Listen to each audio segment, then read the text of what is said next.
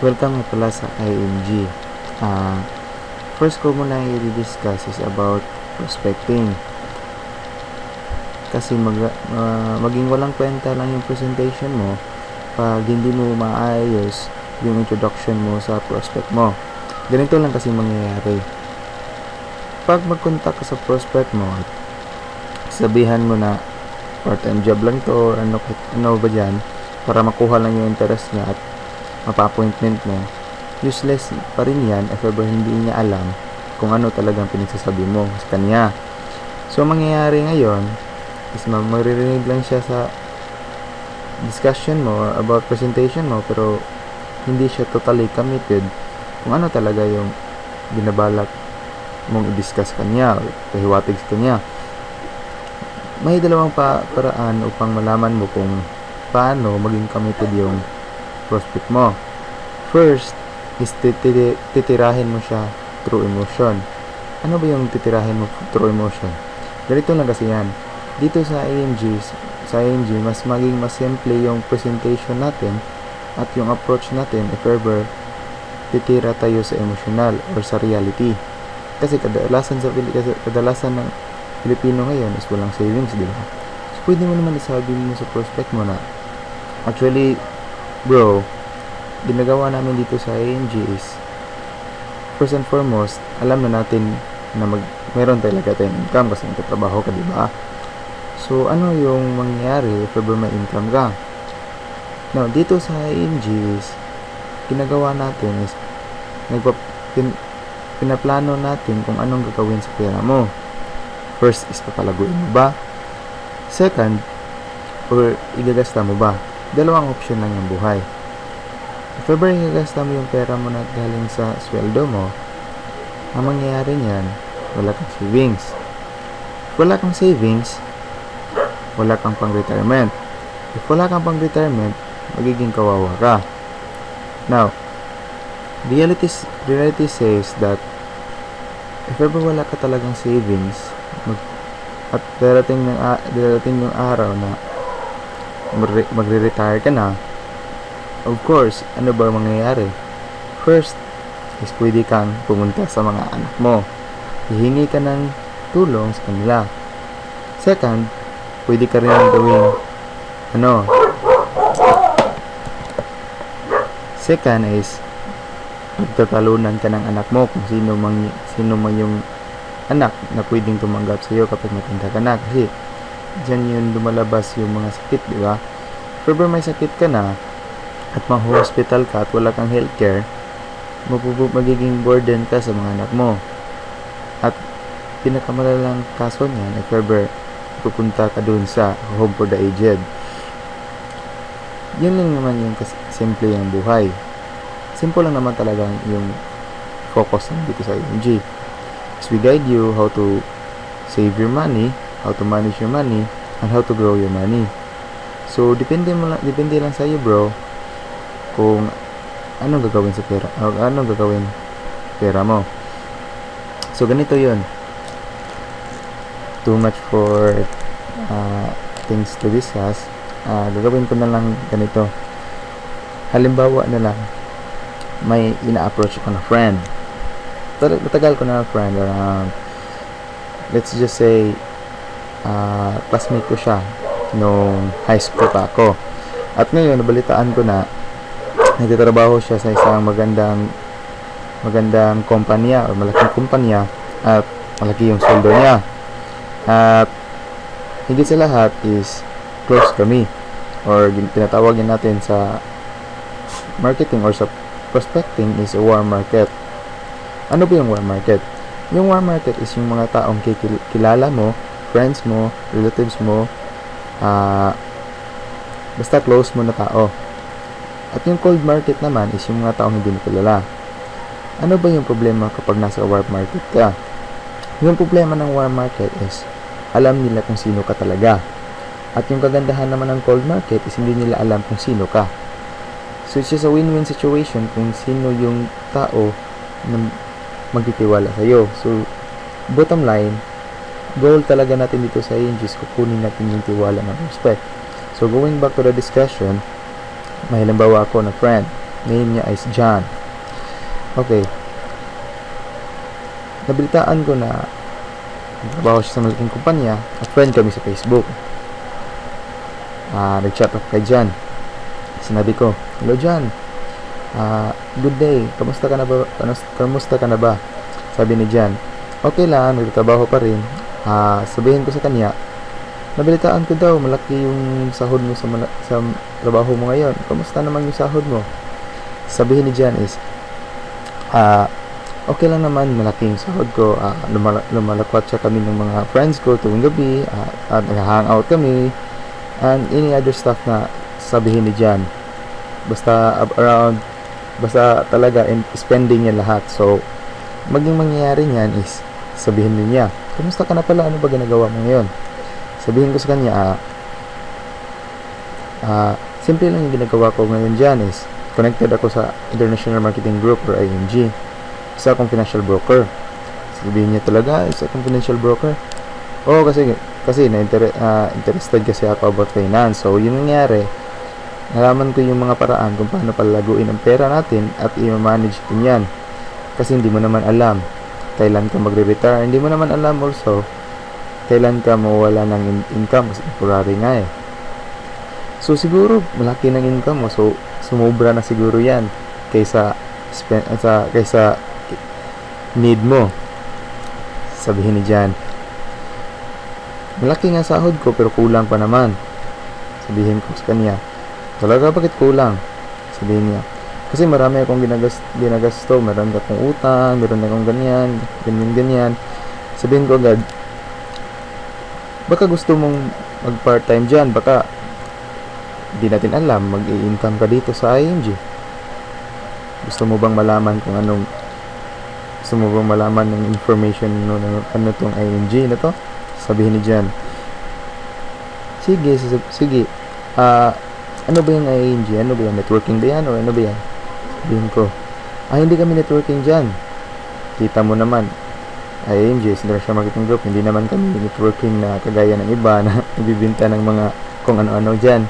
Actually dyan is, yung IMG dyan is, yung goal lang talaga namin is, ikaw, may income ka naman. Ang question ngayon yan, anong gagawin mo kapag may sweldo ka na? I-spend mo ba?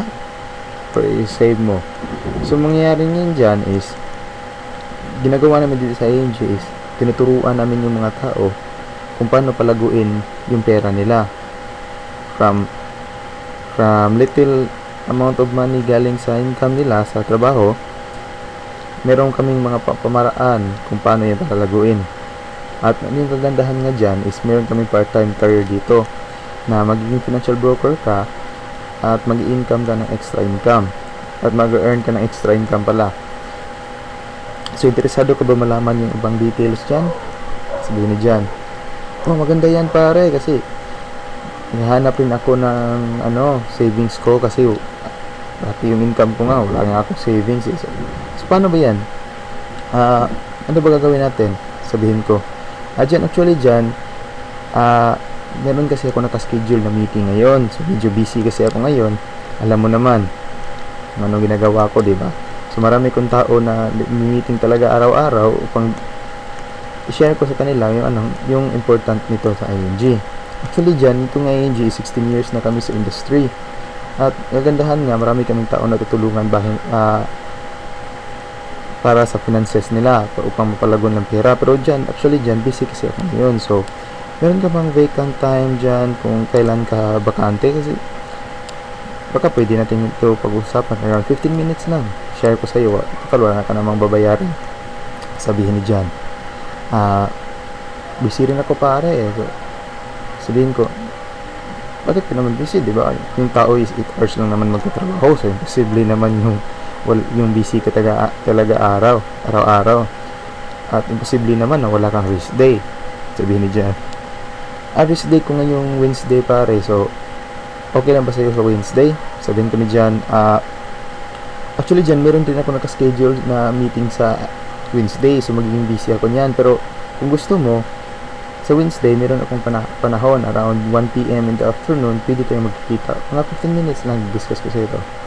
Sabihin John, sige, meet tayo. Saan ba? Sabihin ko, sa Ayala dyan, kita na lang tayo dun. Discuss ko sa ito. Sabihin ni Jan, sige pare, kita tayo. Text mo ko, ito number ko. Bigyan niya number. So yun yung dun na yun magsimula. Pero if ever magbibigay na number yung prospect, yung cellphone number, gagawin mo rin is talagang i-close mo siya. Paano ba i-close yung prospect? What do you mean close ang prospect?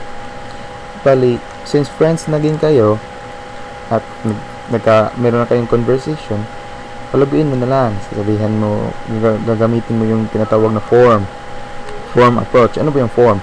It's family, occupation, recreation, at saka message. So, ano ba yung form? Sabihin mo, Jan, kamusta Jan? Meron ka na ba, kamusta yung family mo? Sabihin mo Jan, actually bro, may pinapaaral ako na na bunso namin, kaya nahihirapan ako sa income ko ngayon. So, sabihin ko nga, Jan, mahusay yan Jan, kasi yung talagang yung part-time namin, makakatulong sa iyo to.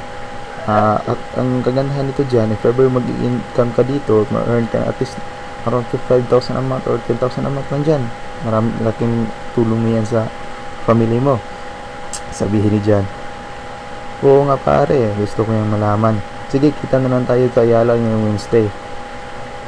Or, pwede mo naman sabihin sa occupation, Jan, kamusta ba yung trabaho mo dyan? Alam ko naman, maganda siguro yung trabaho mo, chillax ka lang dyan, relax ka lang dyan sa trabaho mo. Sabihin mo dyan, hindi pare, kasi sa sales ako, pressured kasi may kuta kasi kaming kailangan dapat i-hit namin every month, kaya ngayon pressure ako kasi hindi ko pa na-hit yung quota ko. Dyan, ano ba mangyayari kapag hindi mo ma-hit yung quota mo? Sabihin ni Jan, matuterminate siguro ako dito pare.